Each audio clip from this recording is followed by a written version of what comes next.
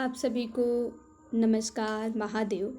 मैं बरखा बनारस हिंदू यूनिवर्सिटी से विधि संकाय में एलएलबी थर्ड सेमेस्टर की छात्रा हूँ और एलएलबी थर्ड सेमेस्टर में मैं एक महत्वपूर्ण विषय संपत्ति अंतरण अधिनियम अर्थात ट्रांसफ़र ऑफ प्रॉपर्टी एक्ट 1882 पढ़ रही हूँ।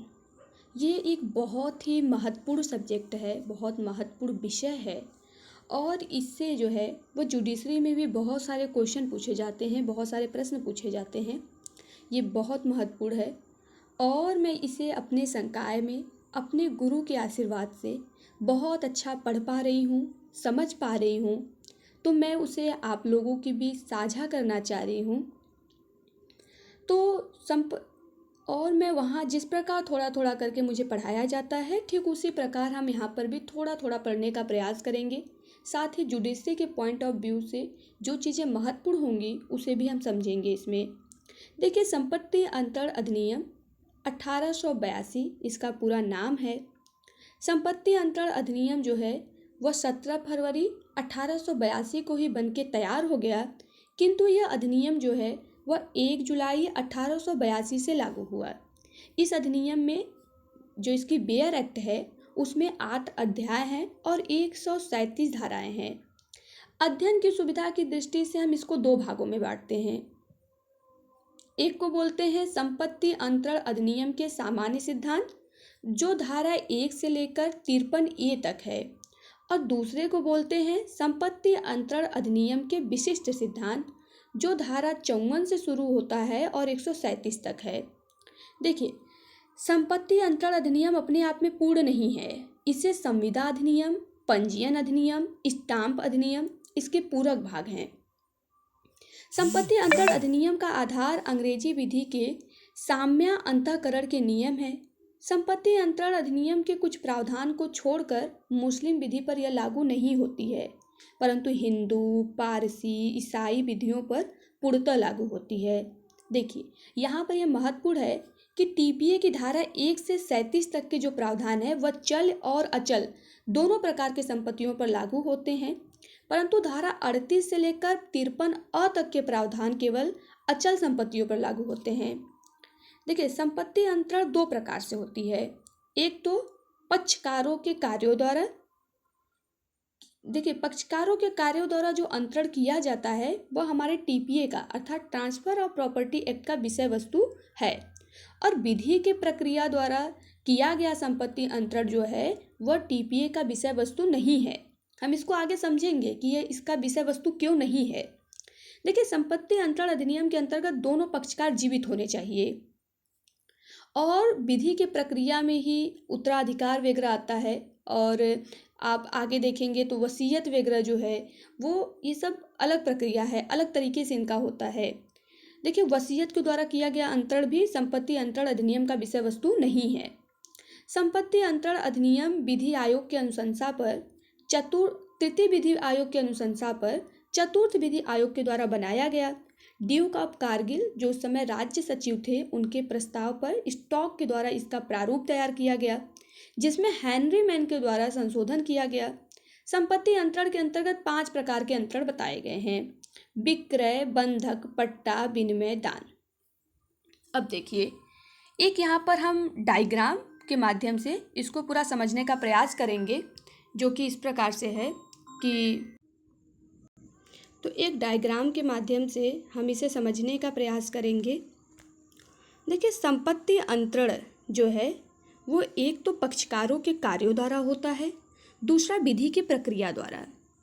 तो देख पा रहे होंगे आप कि विधि की प्रक्रिया द्वारा उत्तराधिकार हो गया, कुर्की हो गया, नीलामी हो गया, दिवालिया हो गया, ये सारे जो है वो विधि की प्रक्रिया द्वारा होता है।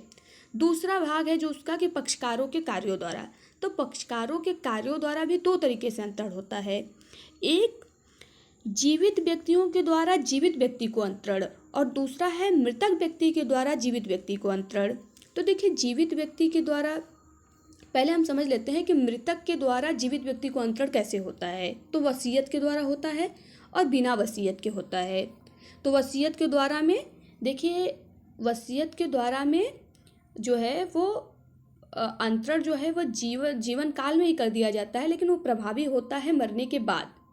जबकि बिना वसीयत में आप देखेंगे उत्तराधिकार अधिनियम 57, उसका धारा 57 और 191, धारा 57 से लेकर 191, और हिंदू उत्तराधिकार अधिनियम की धारा 30, उत्तर प्रदेश जमींदारी उन्मूलन भूमि सुधार अधिनियम की धारा 69, 71, 72, मुस्लिम विधि, बौद्ध विधि, पारसी विधि, ईसाई विधि।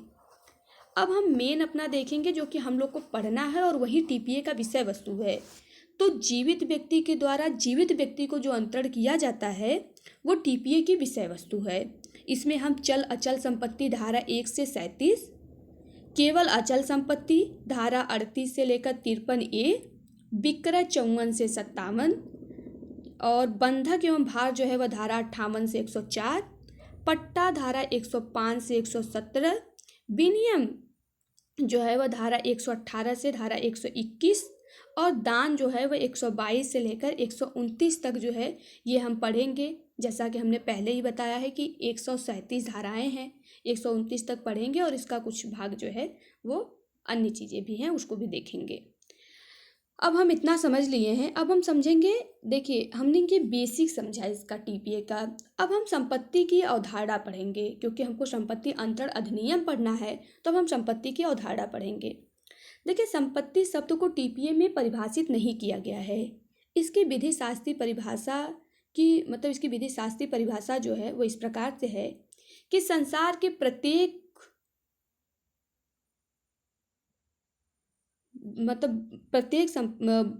वस्तु जो कब्जा एवं स्वामित्वता का भाव रखती है, chose in possession chose in action का भाव रखती है, वह रखने वाली वस्तु जो है वह संपत्ति है। यह आवश्यक नहीं है कि वर्तमान में कब्जा एवं स्वामित्वता अस्तित्व में हो, परंतु वस्तु ऐसी है कि उसकी प्रकृति, गुण, धर्म, स्वभाव ऐसा है कि उस पर कब्जा स्वामित्वता की अवधारणा लागू होती है।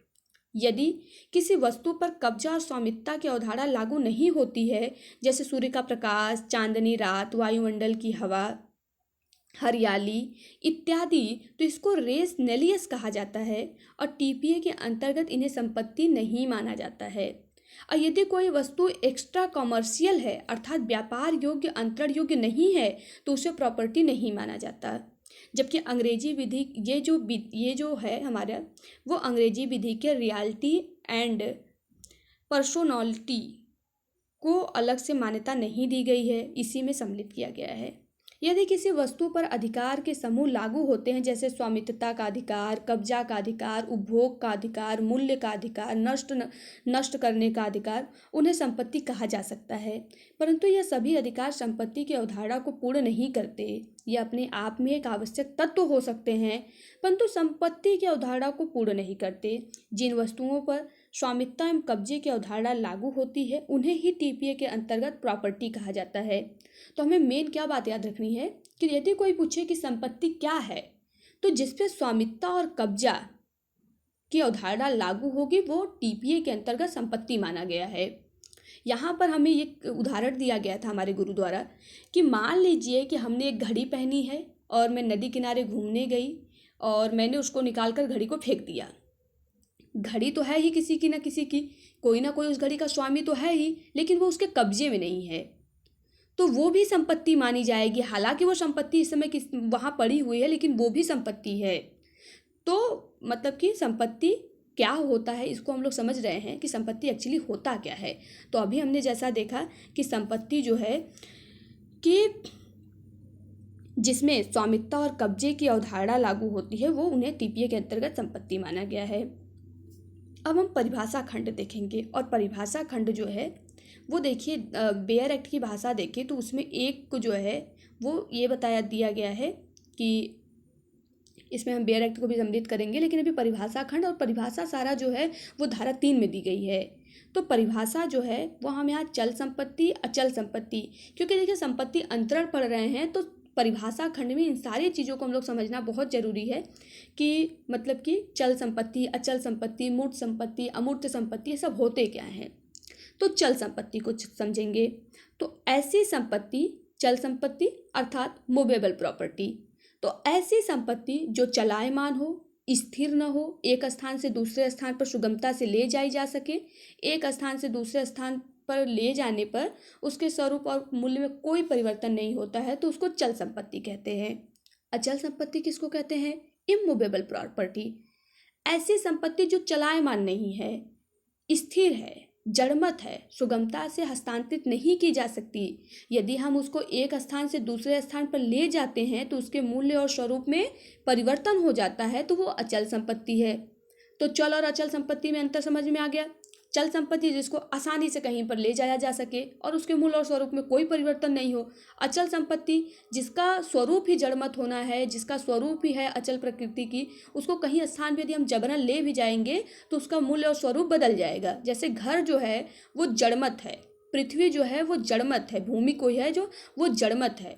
हम उसको यदि एक स्थान से दूसरे स्थान पर ले भी जाएंगे तो उसके मूल्य और स्वरूप में परिवर्तन हो जाएगा। मूर्त संपत्ति क्या होती है? ट्रांजेबल प्रॉपर्टी। अंग्रेजी विधि में इसे मतलब कि कार्पोशियल कहते हैं। ऐसी संपत्ति जिसे छू सकते हैं, देख सकते हैं, जो इंद्रियों के द्वारा बोधगम्य है, जैसे पेड़ पौधे, मकान, झाड़ियाँ, पहाड़ इत्यादि। अमूर्त संपत्ति क्या होती है? इनट्रांजेबल प्रॉपर्टी।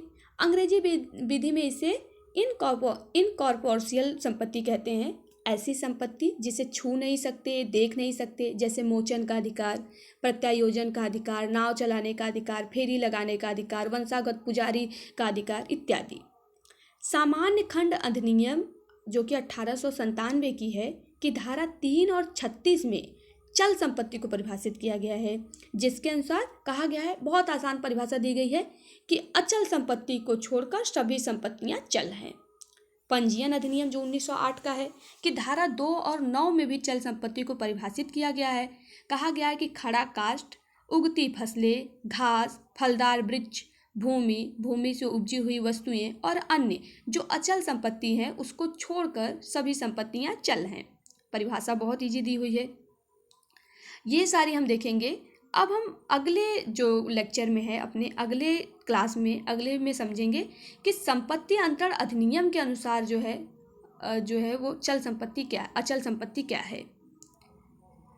ठीक है, नमस्कार। मुझे उम्मीद है कि ये चीज़ें समझ आ रही होंगी। आगे मैं और अच्छा बताने का प्रयास करूँगी और ये चीज़ें बहुत ज़रूरी है, इसलिए बताया जाना बहुत ज़रूरी है। और हिंदी में मटेरियल मिल कम पाता है तो इसलिए मैं उपलब्धता करा पाऊँ, उसको बता पाऊँ। और मटेरियल मैं अपने नोट्स को यहाँ पर टाइप करके उसको मतलब कि प्रयास कर रही हूँ कि साझा हो जाए आप लोगों की भी। तो बहुत अच्छा नोट्स बनवाया जाता है, स्वयं गुरु द्वारा मेरे बनवाया जाता है, तो मैं उसको आप लोगों के बीच साझा कर रही हूँ और बहुत महत्वपूर्ण है। बहुत बहुत धन्यवाद आप सबको। पुनः महादेव।